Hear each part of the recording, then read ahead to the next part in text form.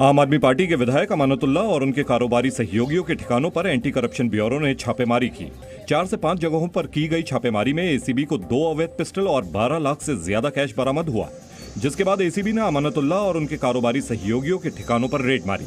आज अमानतुल्लाह खान को एसीबी ने पूछताछ के लिए बुलाया था। लंबी पूछताछ के बाद अमानतुल्लाह को एसीबी ने गिरफ्तार कर लिया।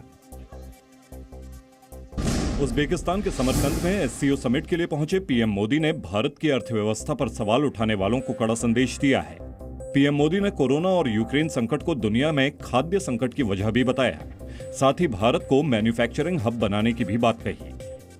हम भारत को एक मैन्युफैक्चरिंग हब बनाने पर प्रगति कर रहे हैं। भारत का युवा और प्रतिभाशाली वर्कफोर्स को मैं स्वाभाविक रूप से कॉम्पिटिटिव बनाता है।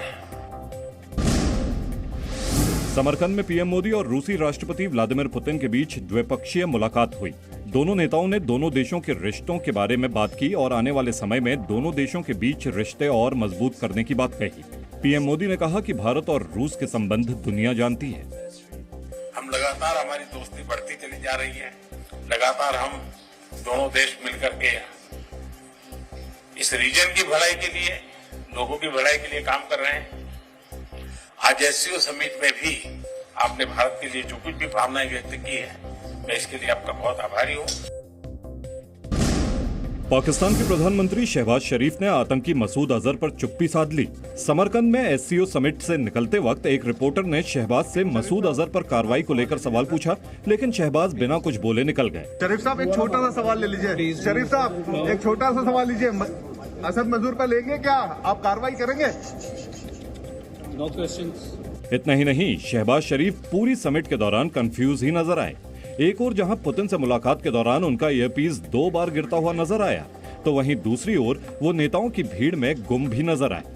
समरकंद में पाकिस्तान के विदेश मंत्री बिलावल भुट्टो ने पाकिस्तान में आई बाढ़ के लिए भारत से मदद न मांगने की बात कही। जहाँ तक मदद मांगने की बात है, नहीं, हमने भारत से मदद नहीं मांगा है। हम अपनी कोशिश कर रहे हैं कि हम अपने अवाम को मदद करें। दिल्ली में शराब नीति पर आम आदमी पार्टी और बीजेपी लगातार आमने सामने है। दिल्ली के सीएम अरविंद केजरीवाल ने बीजेपी पर निशाना साधा है। केजरीवाल ने कहा, केंद्र सरकार सीबीआई और ईडी से डरा रही है। वहीं शराब नीति पर बीजेपी के दूसरे स्टिंग ऑपरेशन पर केजरीवाल ने मनीष सिसोदिया की गिरफ्तारी वाली चुनौती को दोहराया।